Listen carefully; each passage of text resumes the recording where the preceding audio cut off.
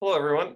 So I am going to finish up our lecture from this week on measuring exercise intensity. So we got through our lecture on metabolism and energy expenditure, and then there was just a little bit left to go on our lecture here about measuring the intensity that we're exercising at. And one of the primary ways that we discussed on how to do that has been heart rate. So we went through some of our calculations, right? We went through how to take our resting heart rate and then how to calculate what our age predicted max heart rate should be. And for most of you, you're going to use that first equation. We did that in class.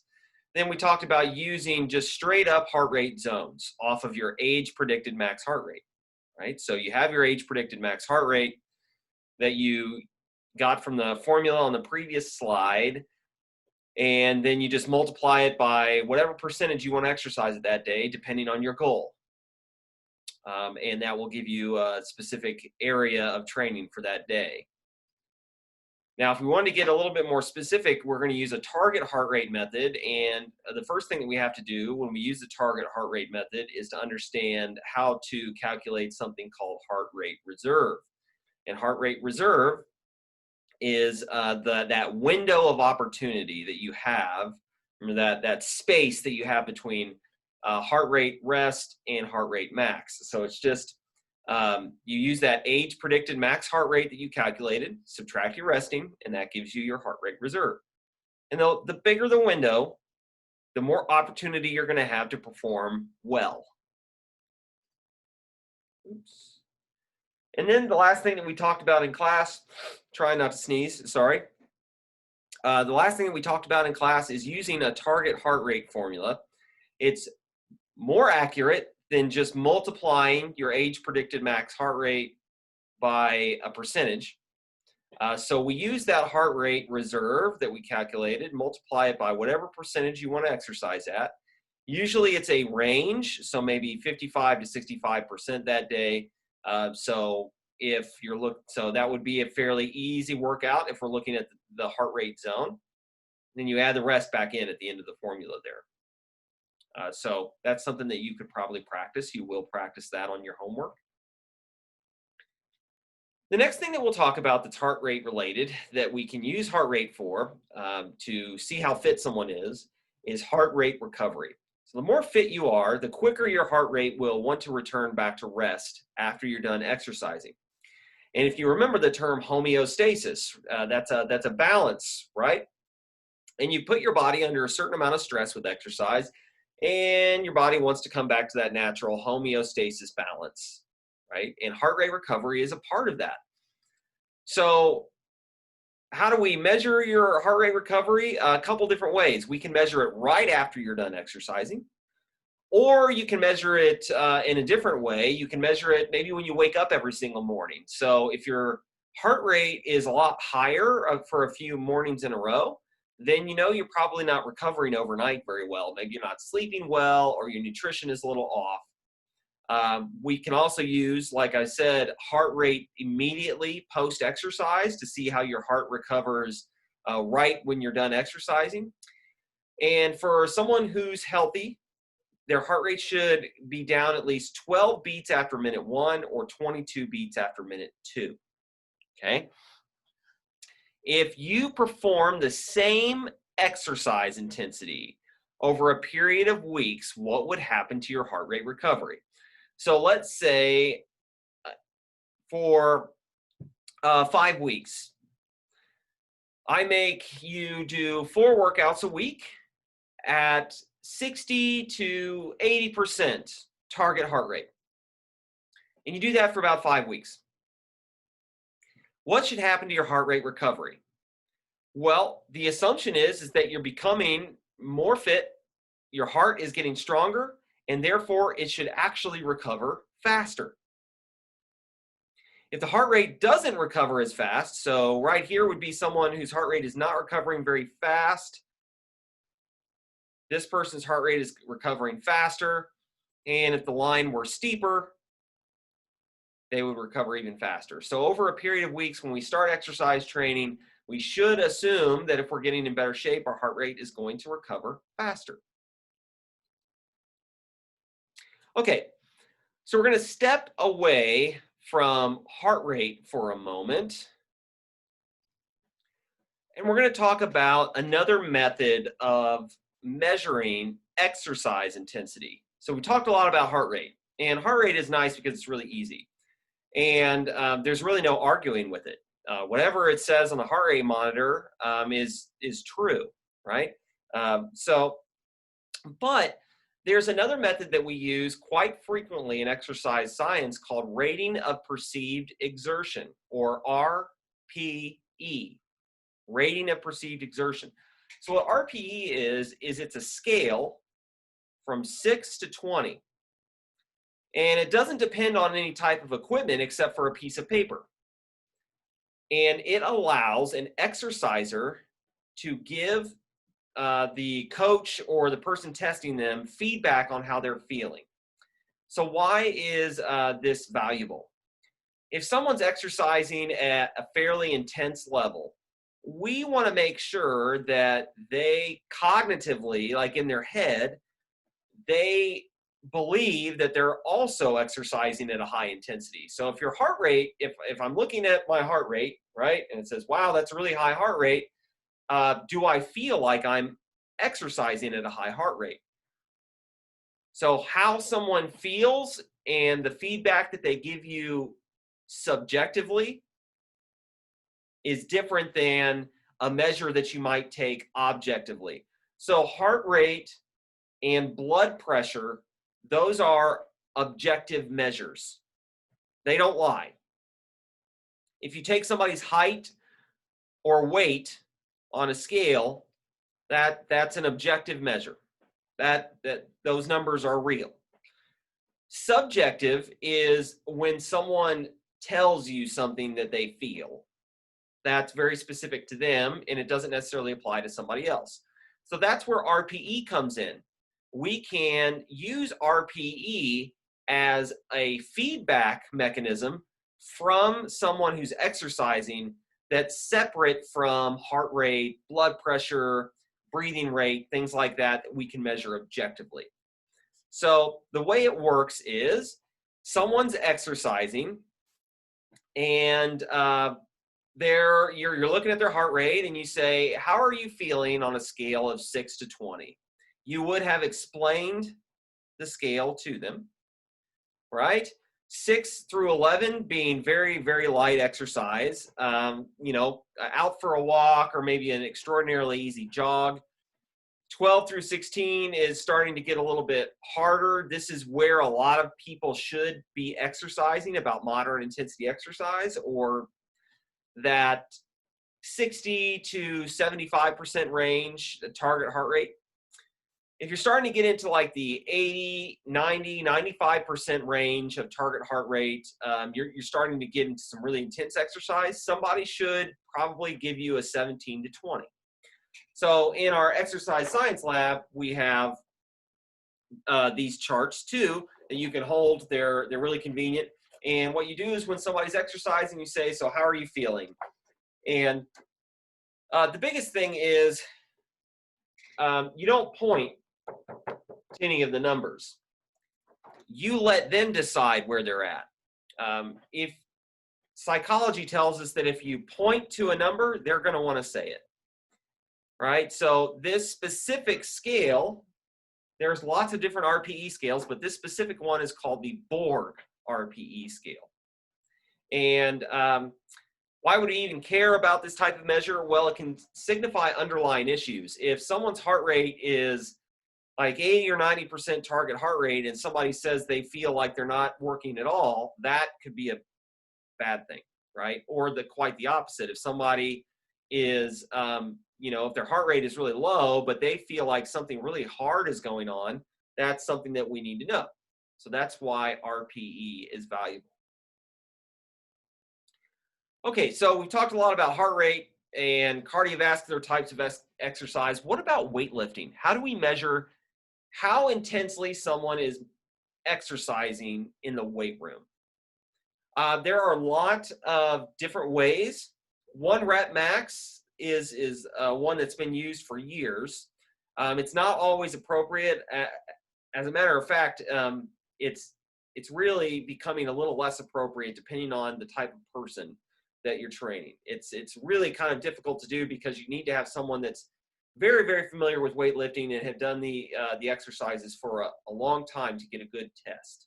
Okay, sometimes one rep max is really overused, but it's still a really good way to talk about intensity. It's a really great example of how we can measure exercise intensity in the weight room. So what a one rep max is how much weight you can lift for one time. So a squat or a bench press or a deadlift. How much weight can you do for one repetition? So that means if you bench press, down, up, done. How much weight can you do for one? That's called a one rep max. And when you do that type of test on someone, what you can do is if you get a really good test is just like heart rate, you can use percentages of that, right? So if I know someone's one rep max, oops, sorry about that. If I know someone's one rep max, I know that that is 100% of what they could do. So let's say that someone can bench press 150 pounds, right? Well, how much could they do at 85% of that?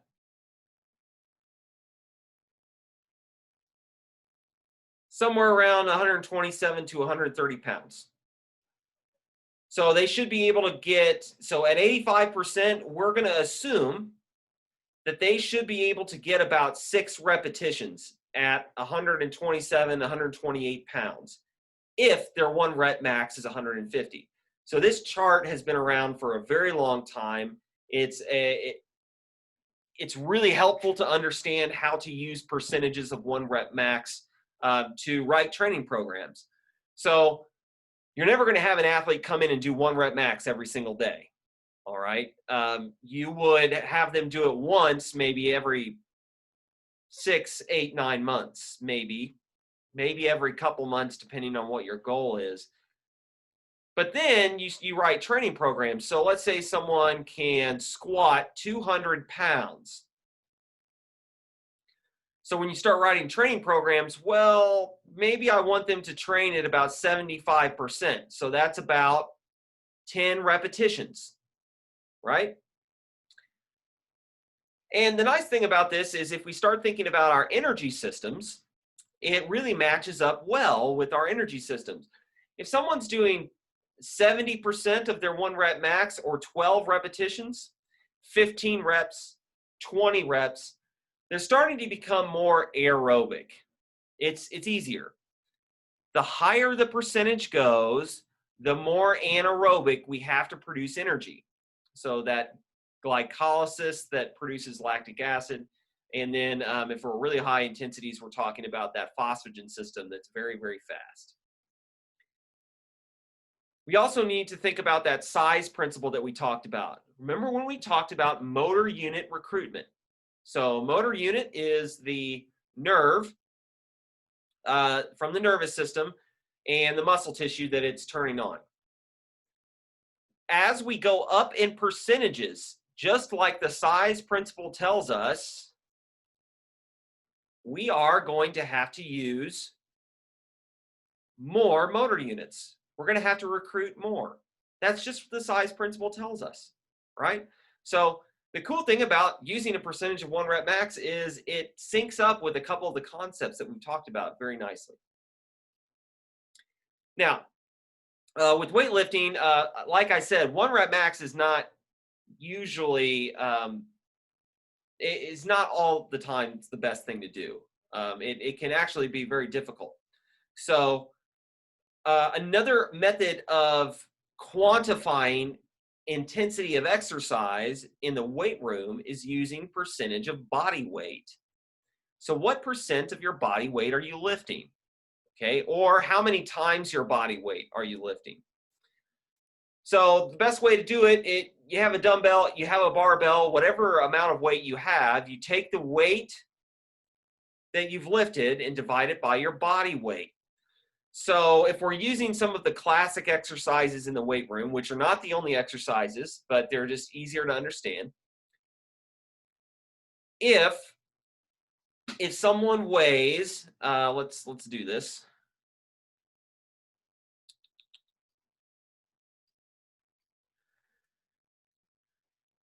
If let's do bench press. If someone weighs 150 pounds, or let's say someone lift 150 pounds, divide that by their body weight. Let's say this person weighs 150 pounds. That equals 1, which is 100% of their body weight. Now, what if you lift 300 pounds and you weigh 150 pounds?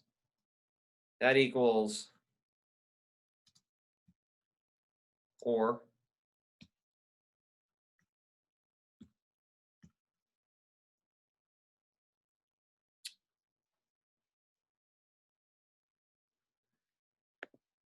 all right, sorry guys, I lost my mouse.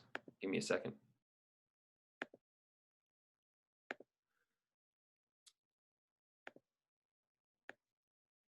So I'm sorry, it's probably a little bit hard to see. I'm having trouble trying to move this. Hold on real quick. There we go. Sorry about that. All right. So to give you an example, if you lift 150 pounds and you weigh 150 pounds, you've done 1 times your body weight, or 100% of your body weight. If you lift 300 pounds and you weigh 150 pounds, you've done 1.5 times your body weight, right? So that math should make sense. You know what would really help is if I didn't screw up math. How about that? Sorry about that, guys. All right, so it's hard for you to figure this stuff out. Sometimes it's hard for me. If you lift 150 and you weigh 150, you've done 1 times your body weight, right? If you lift 300 and you weigh 150, you've done twice your body weight, not 1.5. Sorry about that. Or 200% of your body weight. So this is a really good method for us to use to quantify the intensity that you, so obviously the 200% is a higher intensity of exercise for this person, this imaginary person that we're talking about, right? As opposed to the 100%. So that's another way for us to measure energy expenditure or exercise intensity during exercise, especially in the weight room.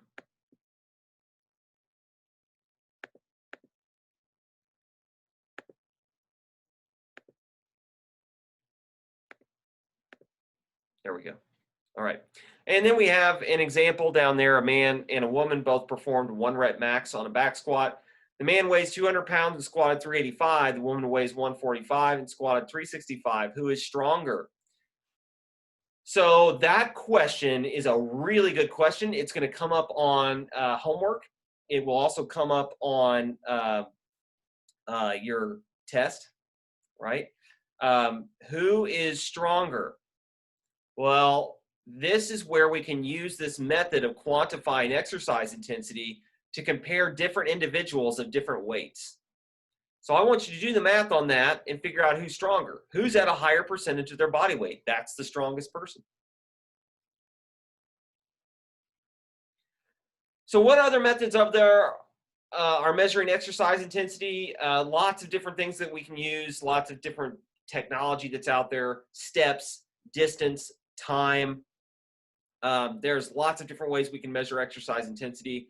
Remember from our lecture on metabolism and energy expenditure, time and intensity are inverses of one another, which means if you're exercising for a long period of time, you're not going to operate at the same intensity as you would if it was a short period of time.